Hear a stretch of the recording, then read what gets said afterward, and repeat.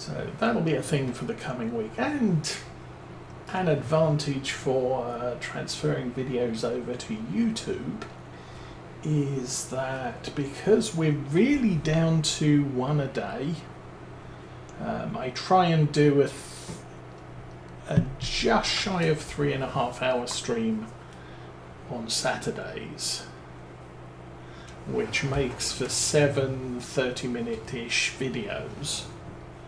So I throw those onto YouTube, one on Sunday morning, one on Monday, one on Tuesday, etc, etc.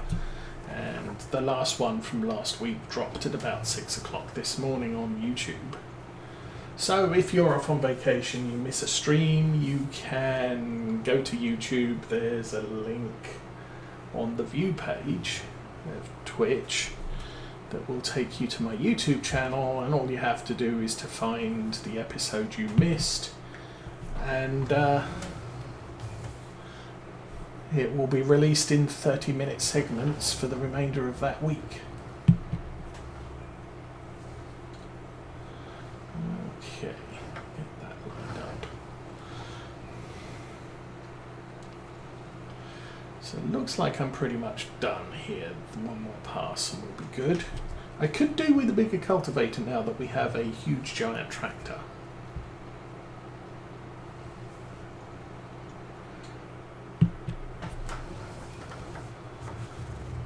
And we do have a lot of money. I was thinking I do want a subsoiler as our sort of plough of choice going forwards for when we rip up maize, but for right now I don't need one until we plant maize, until we next harvest maize, so I can save that money for now. What I've got to be careful about is not having the money left when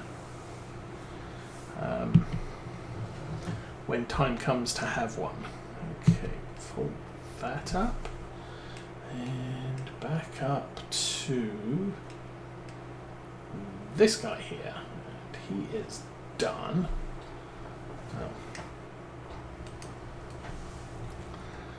Clear that off. And frankly, again, not really worried about getting into the edges or the bits that are missed. We are going to have way more stuff than I can actually cope with.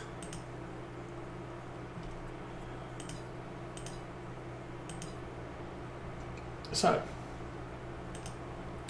once again, off you go.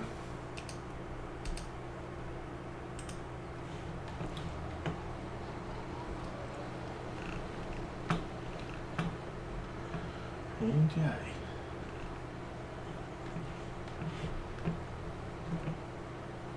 Suddenly occurred to me that might not be conditioned. Didn't want to press that button. I wanted to press that button. I'm not going to worry about it. If that's grass, I've got a problem. If it's not grass, then we're all good. I can take this over to the next field and we'll get cultivating that one. This one's a little bit bigger.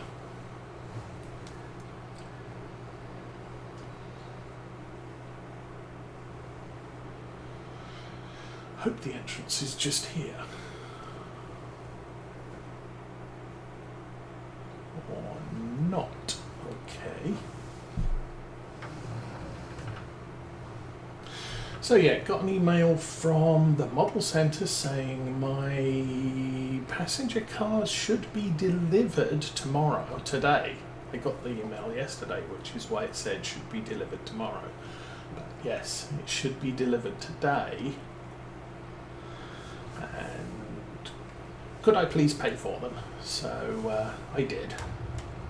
Which is probably going to annoy Mrs. Osa a little bit, because money.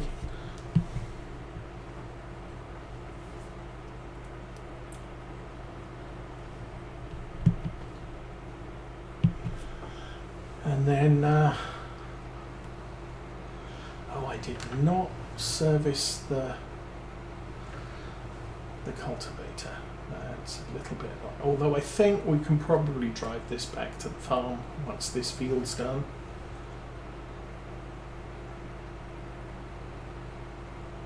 But yes, so that set of coaches should be on the way. I'm guessing Royal Mail may not pick them up until Monday, but they're all paid for, so that's a good thing. I might need to keep my eye out for an email today requesting mail shipping charge payment.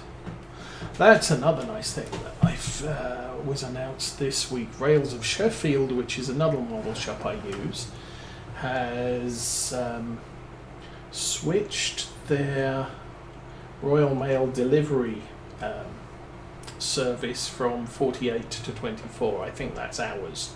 So they're doing next day delivery rather than 2-day delivery, and they're not charging the customer any extra. Not that that helps me because I don't live in England, so I can't benefit from 24-hour delivery schedule from them. But they've also gone into partnership with DHL, which is a courier. I like using couriers because couriers tend to ensure the shipments and also, or take responsibility for the shipment, should I say. And they also have their own airplanes and ground staff and everybody else, so there's less likely of someone trying to play basketball with a package when it arrives in an international airport, or with holes poked in the side of the box, stuff like that. So this I see as a good thing. Normally DHL's $2-3 more than the international postage charge, but in the grand scheme of I'm ordering something that costs $300, $2 extra for shipping isn't a great deal. In my book, I would much rather pay $200 for shipping, or two extra bucks for shipping, for the added peace of mind that I'm probably going to receive what I ordered and it's probably going to be in fairly good condition. Oh, hi Rabbit. So anyway, that's a thing.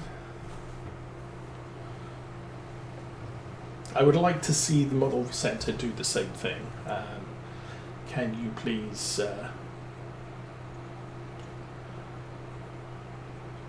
call up DHL and set up an international shipping service? Unfortunately, Rails have said they're only doing local shipping, but they're still tying down the international side of things. So, okay, I can't order anything from them yet. But then the other nice thing about Rails is they will tell you how much shipping is going to be when you place the order, so you pay for it all at the same time. So there's just one bill.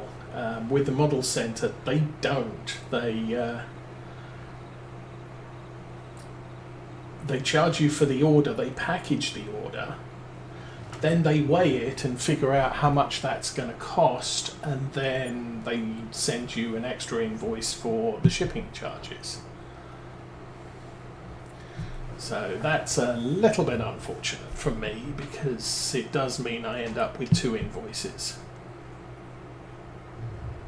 And while purchase of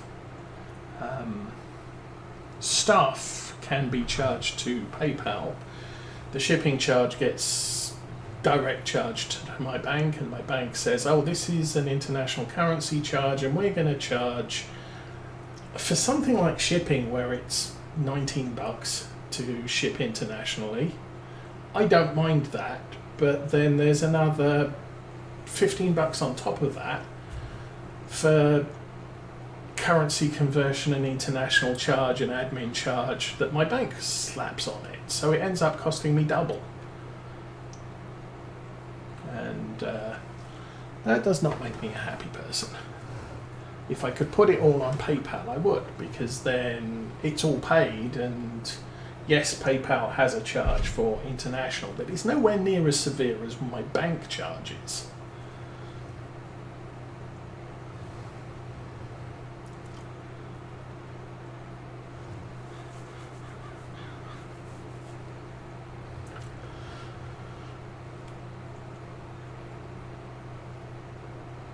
But I use both of the retail outlets. If I want to buy a thing, I'm going to buy it from the store that has it.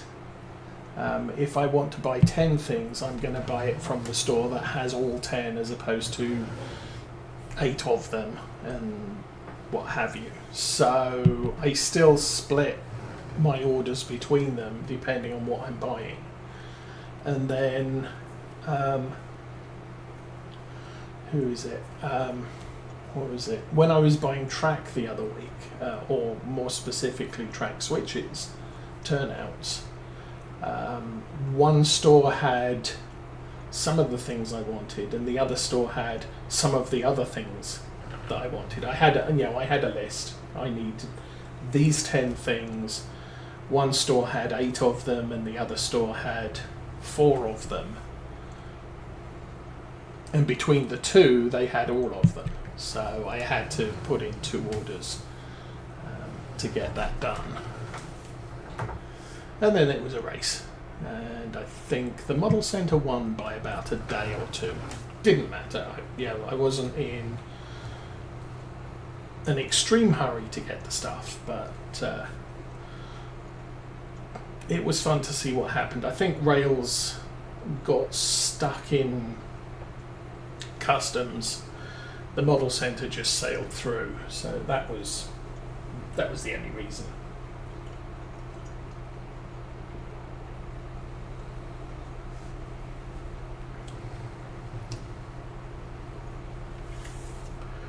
Still looking at new PCs for Farming Simulator 25. The PC I currently have does have minimum requirements, so I would be able to play Farming Simulator 25 on this PC. I think the processor is 2 generations newer. The minimum spec is an i5.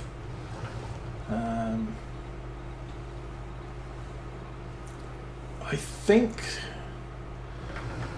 Series 5 or 5th generation i5, and I have an 8th generation i7, so it's definitely a better processor. I have double the RAM.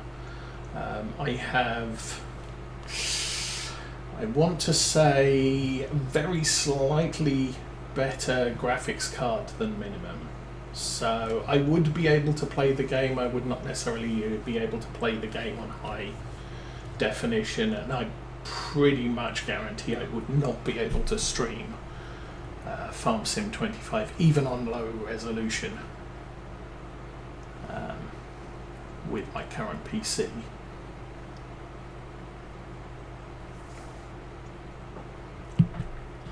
But I have been looking around at what I can get for just under $2,000, and I know for a fact that today I could get a PC that exceeds recommended specifications. So what you need to run the game reasonably well. And anything bigger would be better. I think they're looking for a 12th generation i7, and today you can get 14th generation i7s.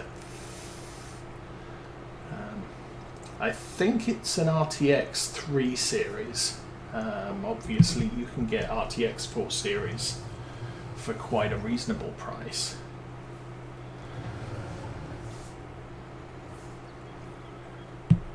And again, it's a new PC. This one I'm running on, I bought in 2018, 2017, probably 2017. I was playing Farming Simulator 17, which came out in 2016, so probably bought this in 2017, and it's now 7 years later, and it's still running.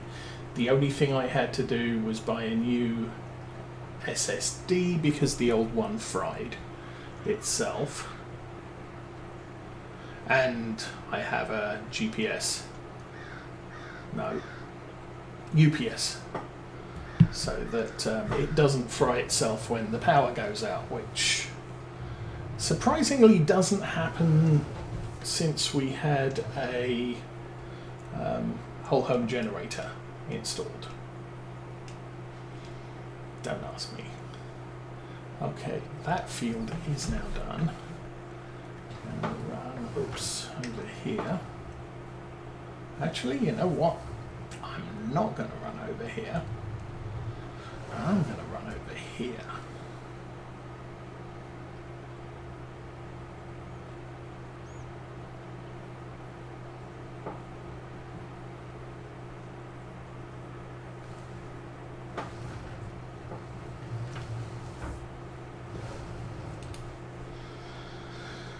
Clear the course, set the course. This is going to take a bit to calculate, maybe. I have no idea where we are. We're over here. Yep, that looks like an awesome course. Back up a little, and then go 2,123 waypoints.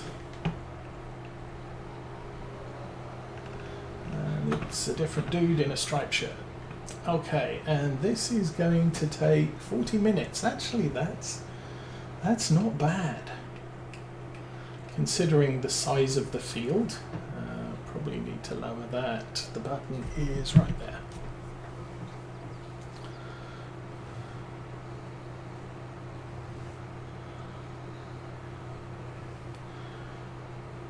So yeah, as far as stuff goes today, I don't have any plans for the rest of the day.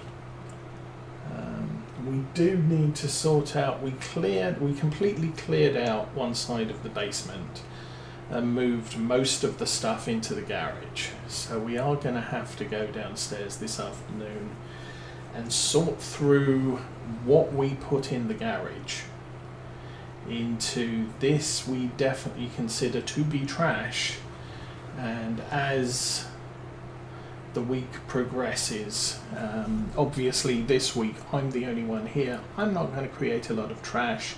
There's going to be room in the trash bin. I'll be able to throw a whole stack of stuff away, and then the following week Mrs. Osa's not going to be back until Saturday night, which again means there's only a couple of days of trash creation next week, so we should have a ton of space in our trash so that we can get rid of a load of this stuff. And then we can go back to throwing away 2 or 3 things a week, because that's all that we can fit into the trash bin. No.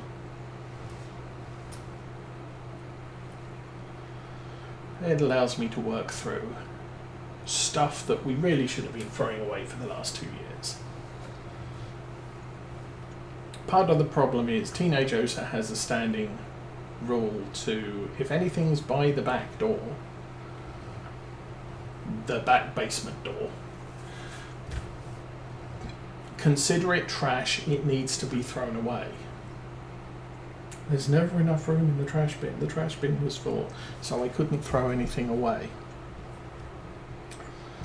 Now, this week, I took down... We got a bunch of Amazon deliveries. So we had a bunch of Amazon boxes upstairs. So Wednesday, I broke some of them down. So they were all flat. And went down to the trash bin. And, the trash bin was full. It was full of black plastic sacks full of air. It's like, she takes the sack down, she throws it in the trash bin. She doesn't crush it, she just throws it in the trash bin. So it's more of a balloon than it is a bag of trash. So, you know, I took one of the boxes and just stuck it on top of the trash bag and leaned heavily on it. And it's like, oh, I could fit another 2 trash bags in here doing this. But she always says, oh, there's never enough room to put anything in the trash bin. No, because there is enough room. You just, you know, sending air to the trash, to the dump, when the men come to pick it up. But we're kind of at the point where there's no point explaining anything to her, because A, she doesn't listen, and B, she doesn't remember. So what's the point? When she has her own house, she'll figure all that out.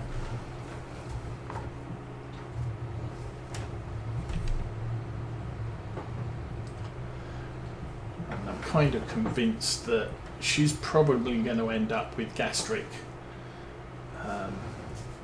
illnesses for probably a year or 2 when she moves into her own house, because she doesn't get food. She gets food when she's hungry, when she's really hungry. So she'll stay in her room until, oh, it's 2 o'clock, and then it's like, oh, I'm really hungry, I need to eat something. Then she doesn't cook it, she warms it up. So frozen chicken nuggets, it says, you know, stick it in the oven at 425 for 15 minutes. She'll stick it in the oven at 400 for 10 minutes, because waiting that extra 5 minutes, she just can't do it, because she's just too hungry to cook the things. So she is going to end up undercooking a lot of stuff all of the time, and she might get to the point where, okay, yes, I will, I'll actually follow the instructions for cooking, or follow the recipe, or whatever. You know, make sure your meat is 160 degrees, use a thermometer before you eat it. She's not going to do that. She's just going to look at a piece of meat and say, well, it looks okay, so I can eat it as is. And while that might be okay with a rare steak, that's not going to be okay with a rare chicken.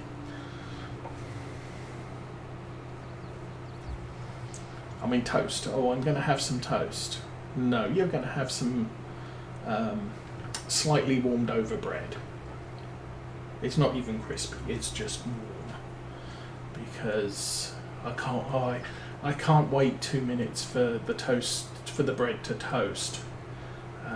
I can only wait 30 seconds, so warm bread is sufficient. It's like, yeah, okay. And yet the other week, oh,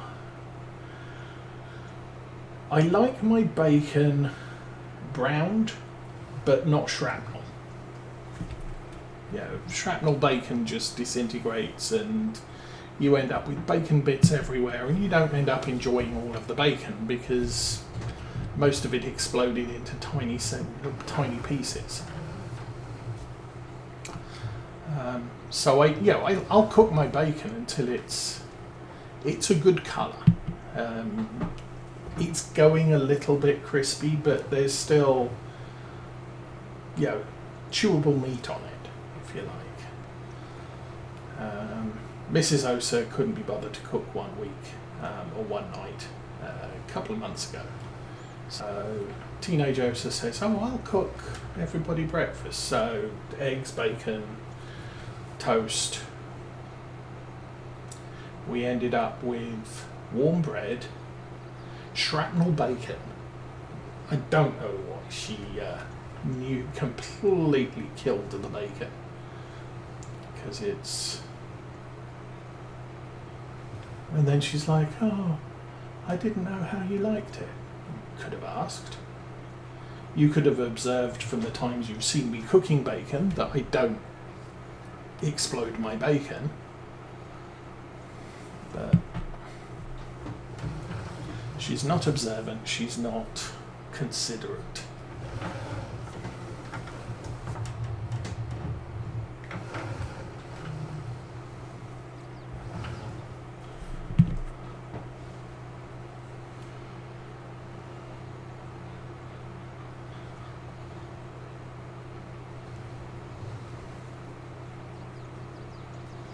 I was like, this week we had a Bible conference at church this week, so